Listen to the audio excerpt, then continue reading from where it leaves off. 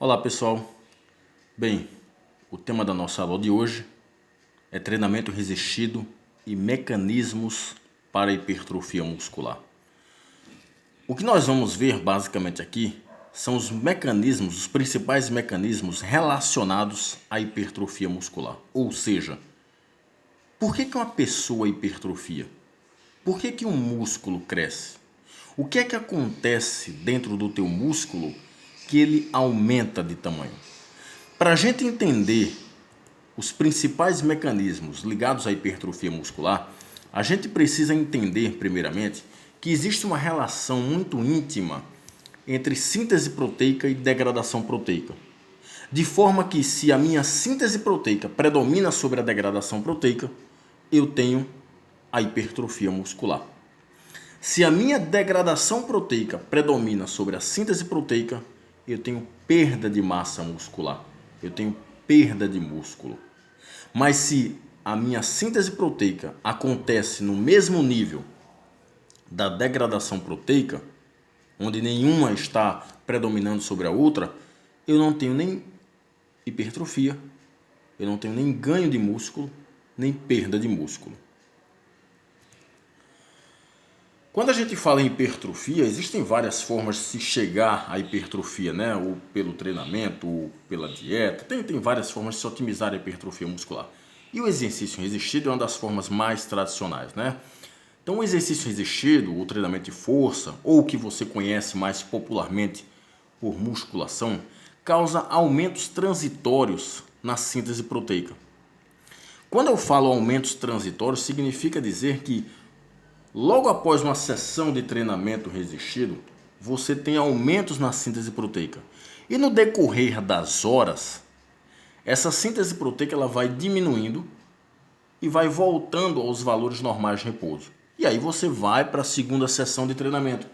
E aí você mais uma vez tem aumentos na síntese proteica, que com o passar das horas, ela vai diminuindo e retornando aos valores de repouso. Portanto, são aumentos transitórios na síntese proteica. É interessante dizer que a síntese proteica não necessariamente é sinônimo de hipertrofia muscular. A hipertrofia muscular, na verdade, é o somatório de várias sínteses proteicas. Então não é porque aconteceu síntese proteica hoje que você hipertrofia hoje, mas a tua hipertrofia muscular é o resultado de vários aumentos transitórios na síntese proteica, em várias sessões de treinamento. Claro que otimizados também com alimentação, suplementação, sono reparador e por aí vai. Esses aumentos transitórios na síntese proteica têm uma relação muito forte com a atividade dos ribossomos. O que são ribossomos? São organelas citoplasmáticas, ou seja, organelas que são situadas lá no citoplasma das células e que têm como função principal a síntese de proteínas. Portanto, os ribossomos eles fabricam proteínas. Quanto maior a atividade dos teus ribossomos, maior a síntese de proteínas. Portanto, a atividade dos teus ribossomos, uma maior síntese proteica pelos ribossomos, também desencadeia hipertrofia muscular. A hipertrofia muscular ela pode ser explicada por uma maior atividade dos ribossomos, o que é denominado de biogênese ribossomal, que é o que vocês estão observando aí nessa figura, onde vocês veem aí vários estágios, né, dos ribossomos sintetizando proteína. Então aqui os ribossomos, essas bolinhas, e aqui esses cordãozinhos aqui são as proteínas sendo sintetizadas. Então, o ribossomo sintetiza proteína e eu preciso de síntese proteica para que haja hipertrofia muscular. Então, por que você hipertrofia? Explicação 1. Porque os ribossomos são mais ativados e com isso a síntese proteica aumenta. Então, a primeira explicação para hipertrofia é a biogênese ribossomal. Ok? O problema é que a maioria dos profissionais da área querem explicar a hipertrofia apenas pelos mecanismos ligados a microlesões e ativação de células satélites.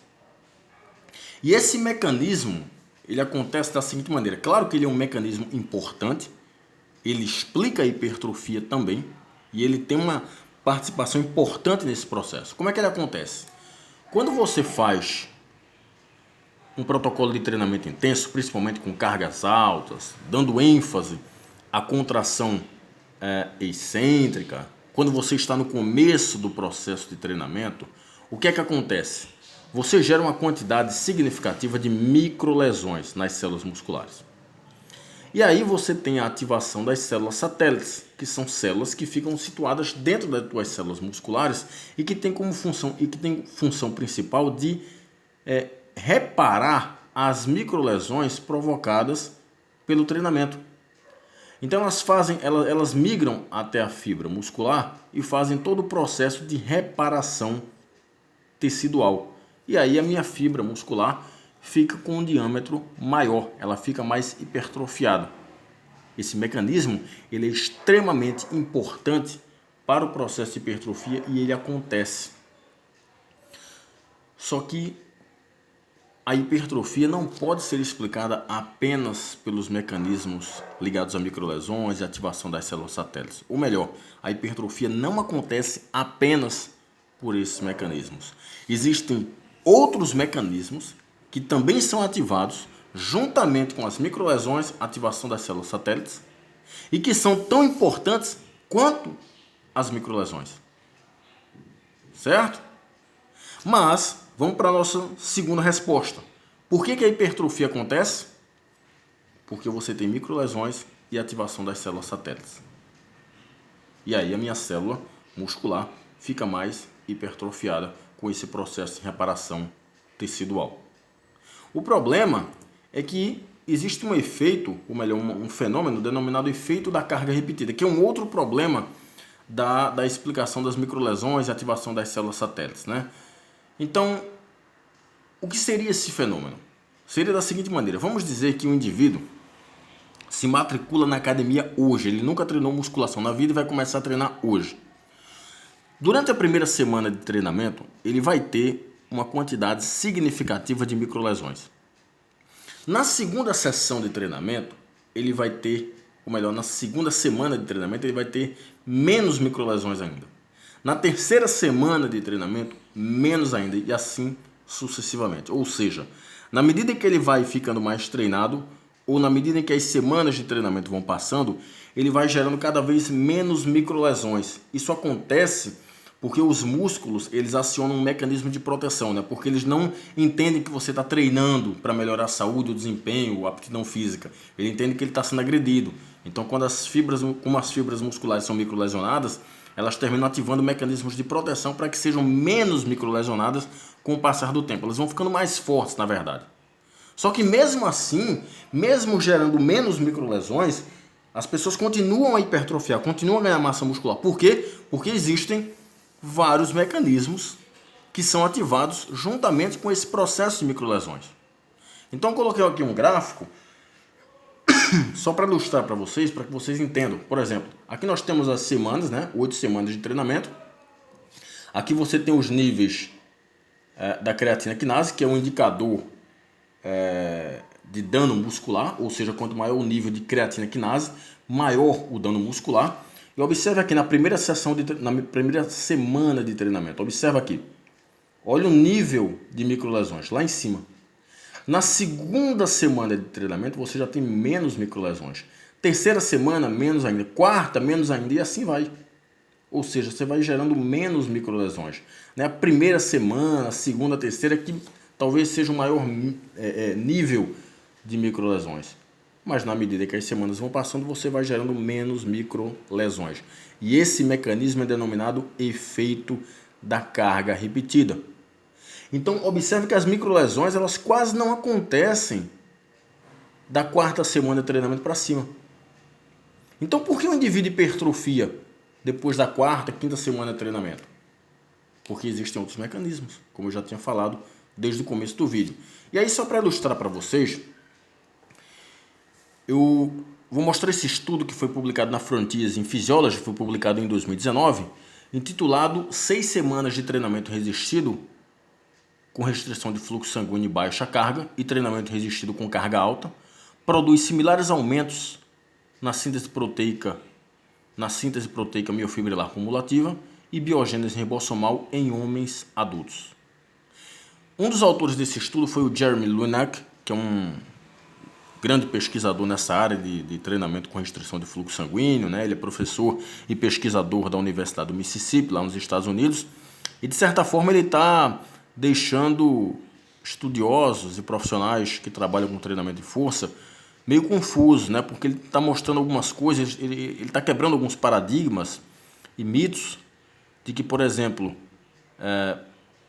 para acontecer hipertrofia, você não necessariamente precisa ter microlesões. Existem outros mecanismos associados à hipertrofia. E aí como é que ele fez esse estudo? Ele pegou 34 homens jovens e destreinados e submeteu a 6 semanas de treinamento. Isso dá 1 mês e meio.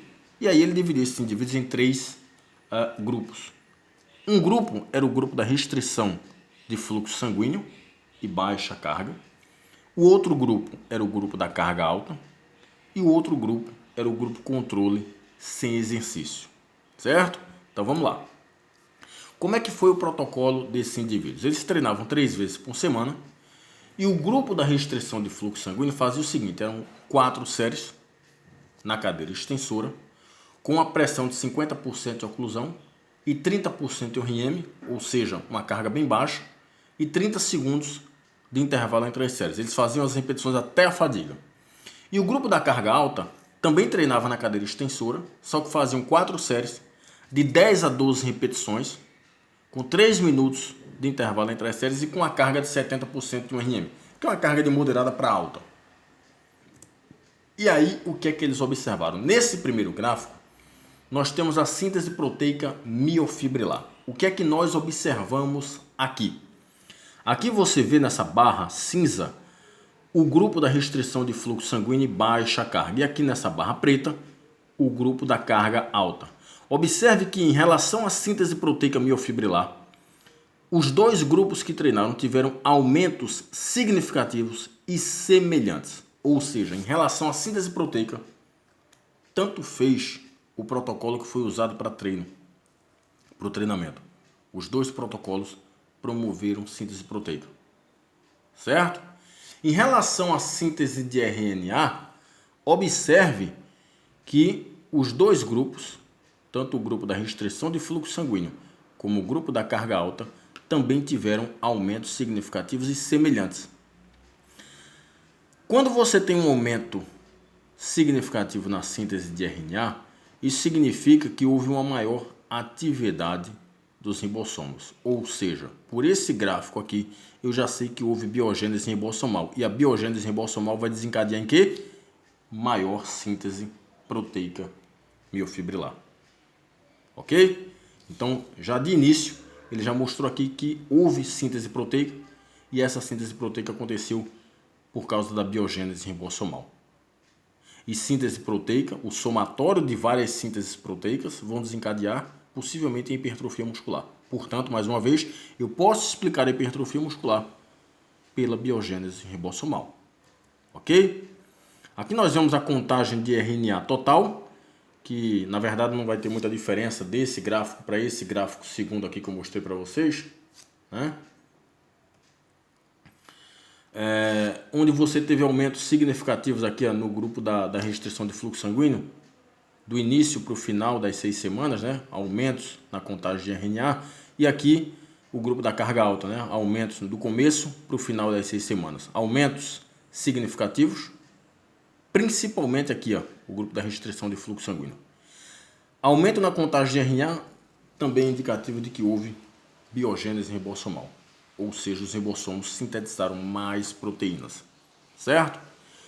Nesse caso aqui, eu estou mostrando aqui um gráfico mostrando a atividade da FOXO, que é uma enzima ligada à degradação proteica. Quando eu tenho uma maior atividade da FOXO, eu tenho degradação proteica. É normal que após uma sessão de treinamento eu tenha um aumento significativo na FOXO, é normal. Porque está havendo degradação proteica, né? Eu gerei dano muscular, então é normal que a FOXO esteja aumentada. Então, só para mostrar para vocês, aquela relação entre síntese e degradação proteica, né? Existem mecanismos ligados à síntese proteica, mas também existem mecanismos que são acionados e que estão ligados à degradação proteica. Quando você treina, você aciona os dois, tá? Mas alguém tem que predominar aí, e no caso, quem tem que predominar são os mecanismos ligados à síntese proteica. No caso aqui, a Fox aumentou 3 horas depois, né? Principalmente no grupo da carga alta, né? Que houve provavelmente mais microlesões, mas também observe que não foi um aumento tão significativo, né? Já aqui, nós observamos a contagem de células satélites por fibra muscular. Aqui as fibras musculares do tipo 1 e aqui as fibras musculares do tipo 2. O que é que nós podemos dizer? Que em relação às fibras do tipo 1, a contagem de células satélites não teve diferença nenhuma. Nem com o grupo com restrição de fluxo sanguíneo e carga baixa, nem com o grupo da carga alta. Já aqui são as fibras do tipo 2, né? Houve um certo aumento aqui nas células satélites, no grupo da restrição de fluxo sanguíneo e carga baixa, e aqui no grupo da carga alta, mas esses aumentos não foram significativos. Ou seja, se eu treinei e não teve um aumento significativo na contagem de células satélites, principalmente nas fibras do tipo 1, mas também nas fibras do tipo 2, isso é um indicativo de que não houve muito dano muscular. Não houve muitas microlesões.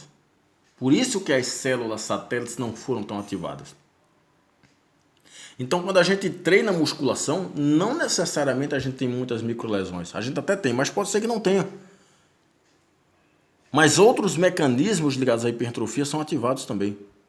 Não são só as microlesões, a ativação das células satélites, não. Dependendo de várias situações, pode ser que ela nem aconteça a um nível tão significativo, né?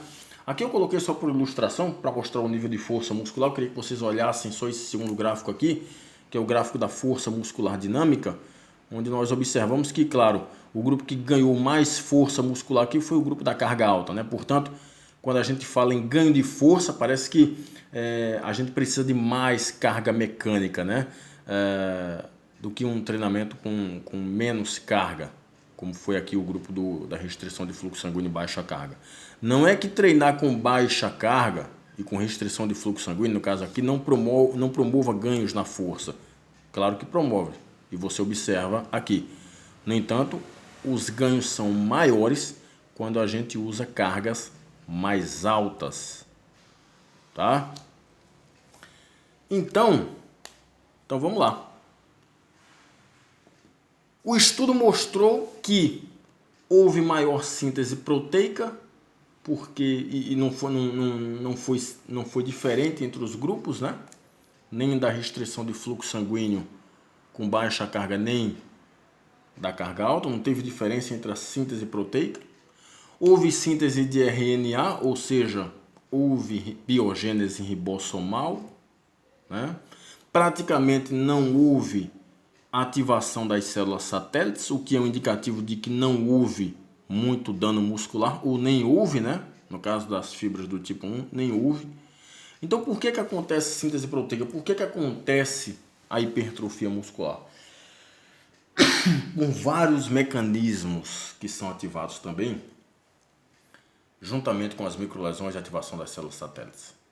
E um desses mecanismos é a ativação do eixo da mTOR. Então, acontece da seguinte maneira. Quando eu treino, quando eu faço o treinamento, eu tenho a liberação de IGF-1, principalmente o IGF-1 muscular, né, no próprio músculo. Aí eu tenho a ativação do IGF-1, IP3K, AKT, mTOR, aumento da síntese proteica e hipertrofia muscular. Mais uma vez, a hipertrofia muscular é o resultado da somatória de vários aumentos transitórios na síntese proteica. Certo? Então, essa é a via da mTOR, que desencadeia a hipertrofia muscular. Essa aqui já é uma via, essa outra via aqui é a via da perda de massa muscular, da hipotrofia muscular. é quando eu tenho perda de músculo, né? Onde eu ativo a FOXO, né? A atrogin, aumento da proteólise proteassomal, né? Diminuição do diâmetro das miofibrilas, e aí eu tenho perda de massa muscular. Mas se ligue no eixo da mTOR. Então tem o IGF-1, AKT, mTOR, aumento da síntese proteica e, dependendo, hipertrofia muscular. Essa é uma das explicações. Por que você hipertrofia? Terceira resposta: por aumentar a ativação do eixo da mTOR dentro da tua célula muscular, tá? A outra explicação, que tem a ver com os receptores androgênicos musculares. Quanto mais receptores androgênicos musculares eu tenho, maior o meu potencial para ganhar massa muscular.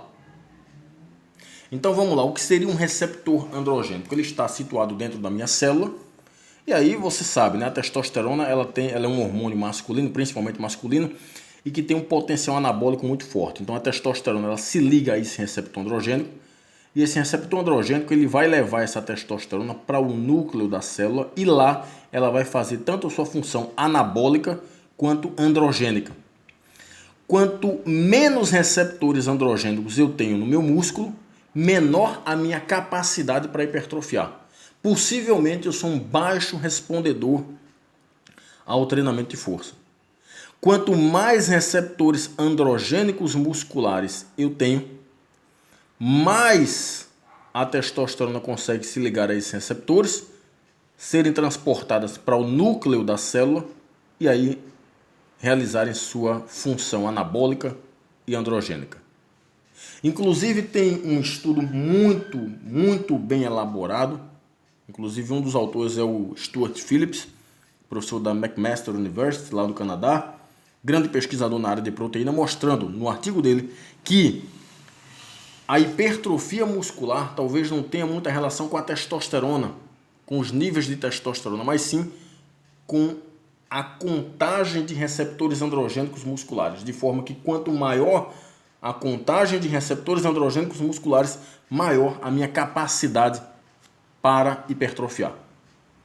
Um indivíduo que tem uma alta contagem de receptores androgênicos musculares possivelmente é um alto respondedor no que diz respeito à hipertrofia muscular. Então só basta esse indivíduo respirar perto dos pesos que ele consegue hipertrofiar. Tá?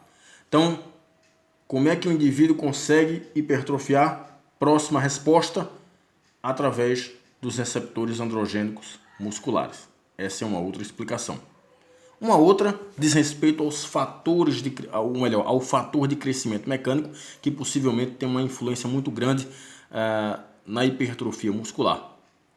Então, quanto maior a liberação de fator de crescimento mecânico, maior seria a hipertrofia muscular.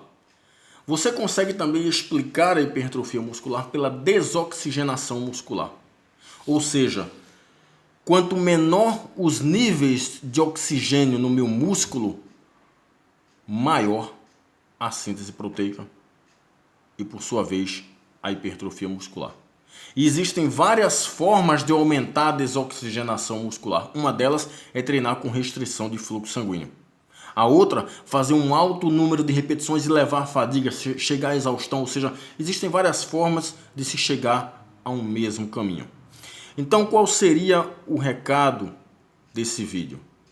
A hipertrofia muscular ela acontece por uma série de mecanismos fisiológicos, celulares e moleculares que atuam em conjunto, levando à hipertrofia muscular. Eu não posso explicar a hipertrofia muscular apenas pelos mecanismos das microlesões e ativação das células satélites, porque só eles não explicam a hipertrofia como um todo. Existem outros mecanismos também importantes e que são ativados ao mesmo tempo das microlesões, ativação de células satélites. E eu não posso falar das microlesões apenas também devido ao efeito da carga repetida, como eu tinha mostrado para vocês naquele gráfico. Ok? Então um abraço pessoal, até mais, até o próximo vídeo. Abração.